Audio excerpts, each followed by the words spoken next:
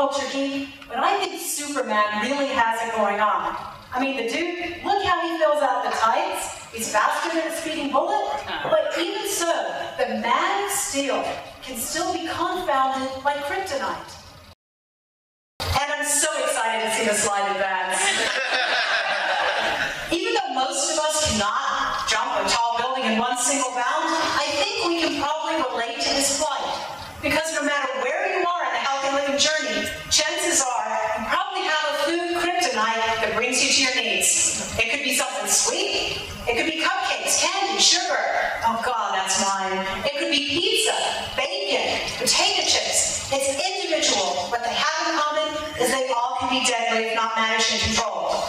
This little sucker is mine. Reese's peanut butter cups. I still remember discovering them at Halloween. I must have been 6 years old. Dug through the basket, took my first bite. I didn't care about anything else, including the raisins that the weird couple next door gave us. This was me 20 years ago. I lost 50 pounds. I've kept it off, and even though I have much healthier now, Reese's peanut butter cups, we still have a love-hate relationship. If you take the packets and stick it in my line of vision, it's like offering complimentary crack to a drug addict.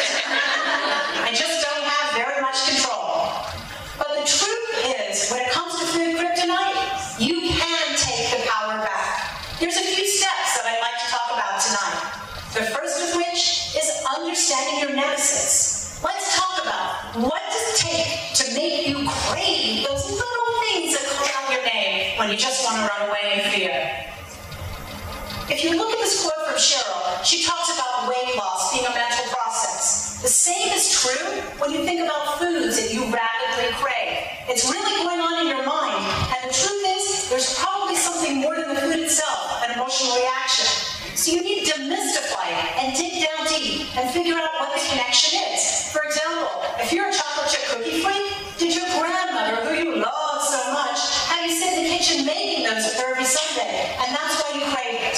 So stop, pause, and ask yourself the question, I want to eat this because why? Is it because you really, really crave your Thai pizza?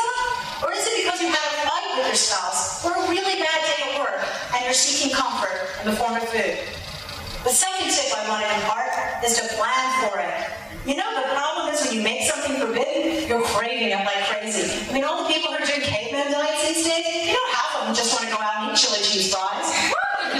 See? So the point is, if you take control, you can make room in your diet. Many of the nutritionists that I've interviewed talk about the 90-10 rule. Eat really clean 90% of the time, and the other 10%, partay! Well, you know, reasonably.